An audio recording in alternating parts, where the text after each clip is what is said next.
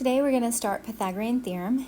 Pythagorean Theorem is only used with right triangles, so we have to have a right angle in our triangle.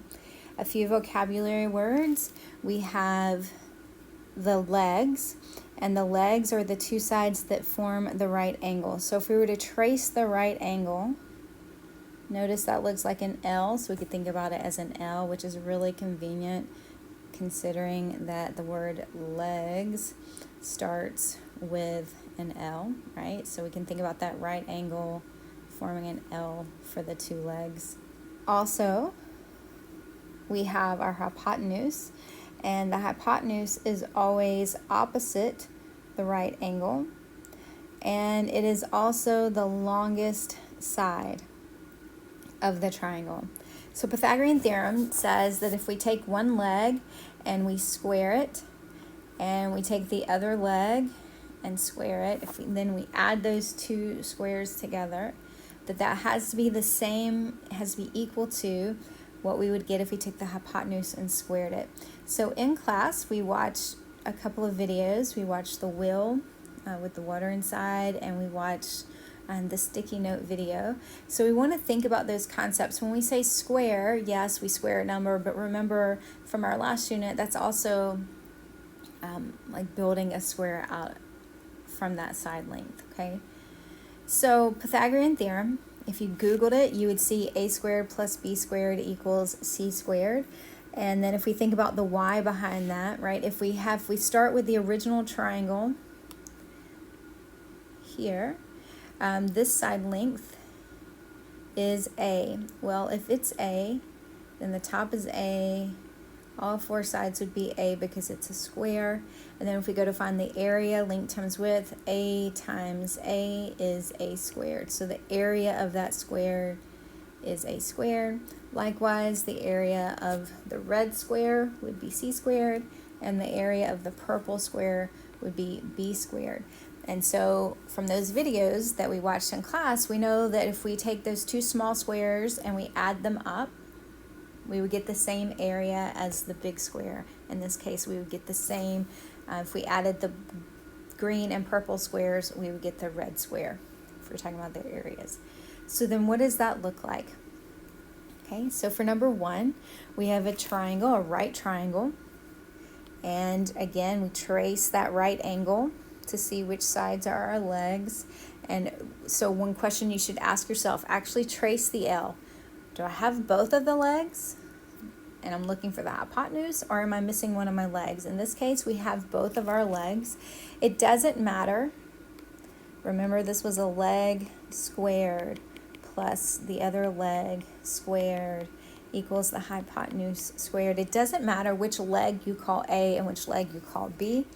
So here's what your work should look like. 3 squared plus 4 squared equals c squared. Now we're solving this equation algebraically. There's nothing that we can do to simplify c squared, so c squared stays as it is. We can simplify 3 squared and 4 squared, so we would get 9 plus 16. And we can combine those like terms. 9 plus 16 is 25. So at this point, this goes back to our very last unit. We've squared a number and we got 25. Technically speaking, there are two numbers that we could square to get 25, a positive 5 and a negative 5. But because we're talking about the length of a triangle, length can't be negative, we're only going to use the positive 5. Another way to think about this, right? Last unit we said squares and square roots are inverse operations, they undo each other. So to get rid of the square on C, we could take the square root of both sides. Again, we can't have the negative length, so C would be equal to 5. Okay, so that's what our work looks like. Let's look at a few more examples. For number 2, the first thing that we're going to do is trace our right angle. We look at that L and we notice, oh, I'm missing a piece. I'm missing one of those legs. And so in this case, we have the hypotenuse. So if we go across from the right angle, the 15 is our hypotenuse. And remember, a squared plus b squared equals c squared. C is our hypotenuse. So really you have two options. Again, it doesn't matter which leg you call A and which one you call B, but because this is already written as B, we're going to use 9 as A. So we would have 9 squared plus B squared equals, and for C, remember C is 15, so 15 squared. If we simplify, 9 squared is 81 plus B squared equals 15 squared simplifies to 225. If we subtract 81 from both sides, that leaves us with B squared equals 144. And then again, we're trying to undo the square, so we take the square root. We only want the positive answer, so B is equal to 12. So the length of that missing leg is 12 units long. And then we have some word problems, okay? And for our word problems, we always want to draw a picture, okay? So we can model with a triangle. We don't need a fancy picture. But if you guys can imagine, it says a ladder is leaning against the wall. The bottom of the ladder is 5 feet from the wall. The top of the ladder reaches a spot on the wall that is 12 feet off the ground. So in our picture, this would be the wall, right? And this piece, that hypotenuse, is the ladder leaning against the wall, okay? That is our hypotenuse because it's across from the right angle. It says the bottom of the ladder, here's the bottom of the ladder, it's 5 feet from the wall. Okay, so here's the wall, so this bottom piece is 5 feet. The top of the ladder reaches a spot on the wall, so here's the top of the ladder, and that spot on the wall is 12 feet off the ground, so from the ground to the top of the ladder would be 12 feet. So always A squared plus B squared equals C squared. If we trace our right angle, we see that we have both of our legs. So 5 squared plus 12 squared equals C squared. 5 squared is 25. 12 squared is 144. Still equal to C squared. Can't simplify C squared, but we can simplify 25 plus 144. That is 169. And then to undo a square, we take the square root. We only want the positive square root. So C is 13.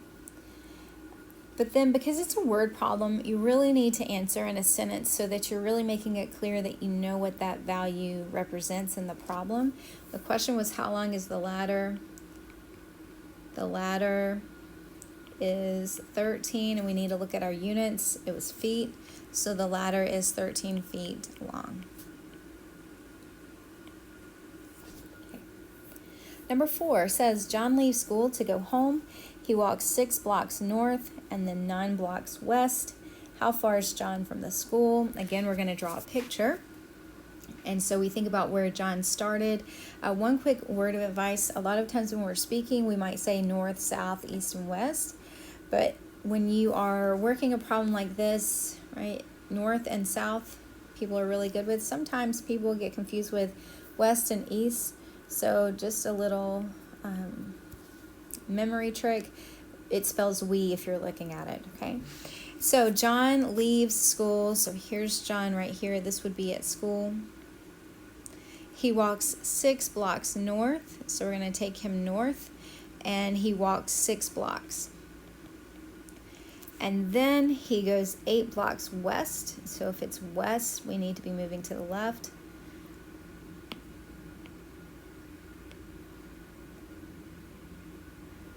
Okay, so there is his 8 blocks west. And then the question says, how far is John from school? Well, here's where he landed. We think about a school. So what we're really looking for is how long is that piece if we connect where he ended to where he started at school. Okay, and then we go, that would be a right angle. So A squared plus B squared equals C squared. We should be asking ourselves, are we missing a leg or a hypotenuse? If I trace my right angle, if I trace the L, oh, I have both of those lengths, so I have both legs. So 6 squared plus 8 squared equals c squared. Can't do anything to the c squared, but 6 squared is 36, 8 squared is 64. Again, I can't simplify the c squared, but 36 plus 64 is 100. Last step, I want to get rid of the square, so I'm going to take the square root, and the square root of 100 is 10, so c is equal to 10. Then the last step, write our answer in a sentence to show full understanding. How far is John from the school, right? So if this is where John ended and this front part is the school, John is 10, think about your unit, in this case it was blocks, so John is 10 blocks from school.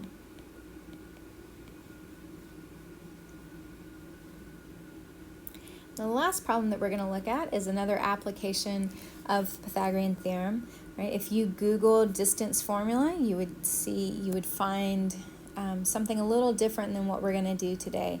Today we're going to connect our work with slope, rise over run, at delta y over delta x to what we're doing here, right? But there is an actual distance formula. It does absolutely connect to Pythagorean theorem.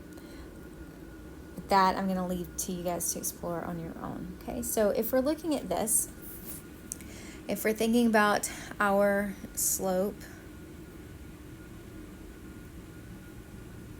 and I drew, oh, you know what, all year long we've called this thing a slope triangle, so we can think about that then as a triangle.